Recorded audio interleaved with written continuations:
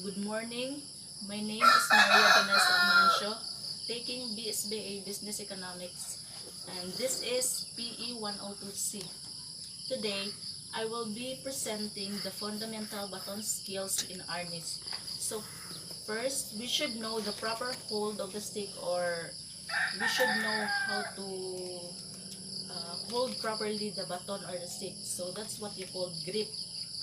So, in order to do the grip, we should hold the stick one fist away from the ponyo or the butt of the stick. So, close the grip with the thumb. So, this is grip. Second is handa. In handa, feet are positioned shoulder width apart. Stick is held in front of the body. So, feet is shoulder width apart. And the stick is in the front of the body, so that's handa. Next is pugay. So place the weapon hand across the chest. Bow by bending at the waist. So this is handa, and you should bow by bending at the waist. So next is the attention stance. So stand with your feet forming a 45 degrees angle. Heels should be close to each other. Knees should be straight. The waist and the body facing forward. Shoulders are dropped to the side and both hands are at waist level. The attention stance is commonly used in preparation for courtesy or bowing at commencement of sparring. So this is the attention stance. Wala na kuha.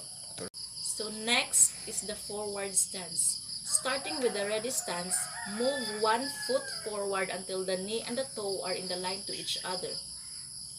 Both toes are pointing in front. The waist and the body is facing forward. The body should not be too low or the lead foot too extended, otherwise it will be hard to maneuver. Distribute the weight or center of gravity to both legs. Forward stances can be right foot led, which is the right foot forward stances, or it can be left foot lead, which is left foot forward stance. Forward stances are commonly used with frontal striking or blocking techniques. So this is how you will do a forward stance. You should extend your right foot and this.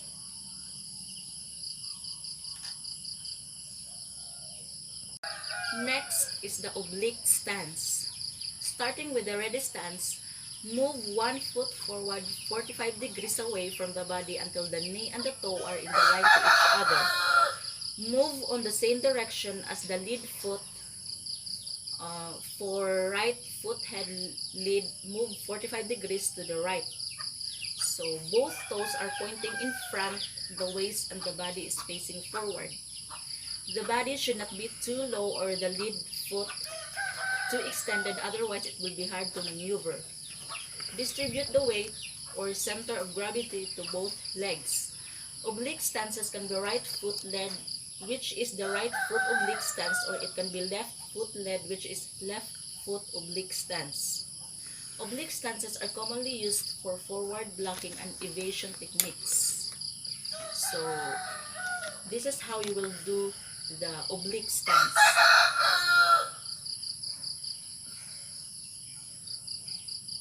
So next is straddle stance. Starting with the ready stance, move one foot about 2 feet to the left or to the right direction until both lower legs are almost perpendicular to the ground. Both toes are pointing in front, the waist and the body is facing forward.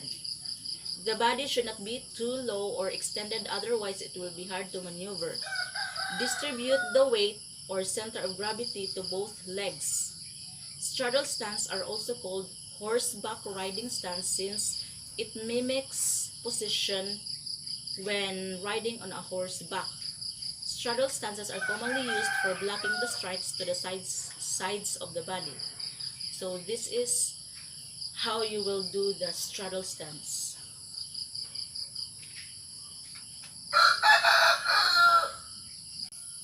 Next is side stance. Starting with the ready stance, move one foot about 2 feet to the left or right direction.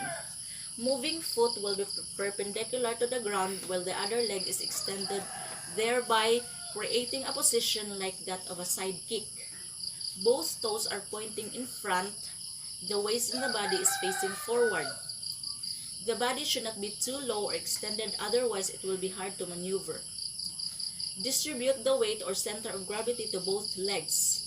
If the left foot moves to the side, it becomes left foot side stance. So if the right foot moves to the side, it becomes right foot side stance. Side stances are commonly used for strike deflection and evasion techniques. So this is how you will do the side stance.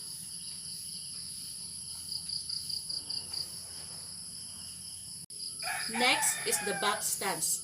Starting with the ready stance, move one foot backward 45 degrees away from the body. The heels of the foot should form an imaginary L shape while the legs are in straddle position. The body should not be too low or extended, otherwise it will be hard to maneuver. Distribute the weight or center of gravity to both legs. Back stances can be right foot lead, which is the right foot back stance, or it can be left foot lead, which is left foot back stance. Back stances are used for blocking and backward evasion techniques. This is how you will do the back stance. Next are the terminologies. So first is pondo largada. Pondo largada is a diagonal downward stop strike from either abierta position or cerrada position. First is pondo largada abierta. This is how you will do it.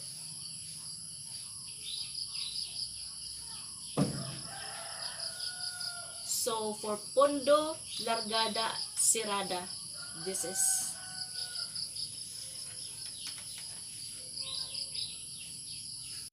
next is todo largada. Todo largada is a diagonal downward follow-through strike either from abierta position or cerrada position. First is the todo largada abierta position.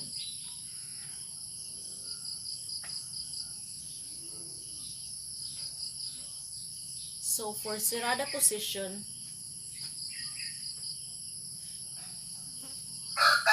so next is planchada.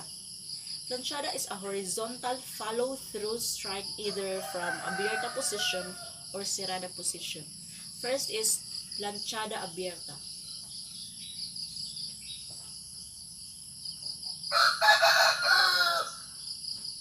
For cerrada position is opposite.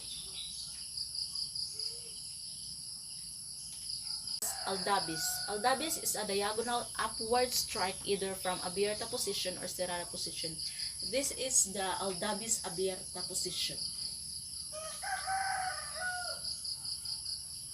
For cerrada position, opposite of abierta.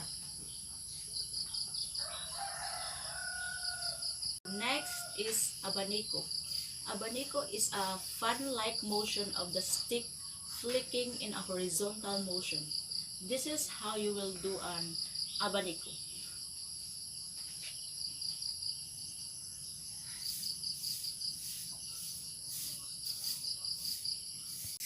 Next is tochada planchada. It is a horizontal thrust either from abierta position or cerrada.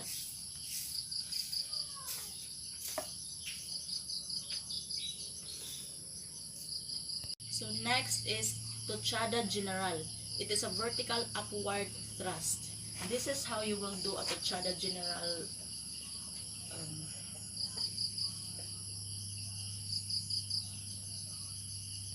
Next is tochada mayor. It is a diagonal upward thrust either from abierta position or cerrada. This is how you will do a tochada mayor.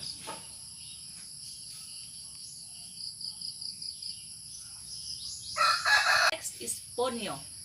Ponyo is a strike with the use of the butt of the stick.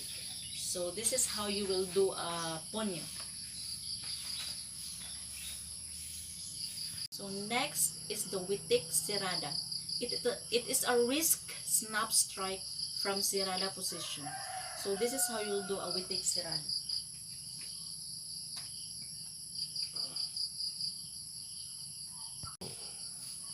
Next is arco sirada. It is a circular follow-through backward strike from the sirada position. So this is how you will do an arco sirada.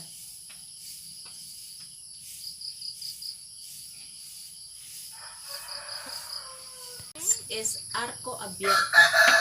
It is a circular follow-through fire hand strike from the abierta position. So this is how you will do the arco abierta.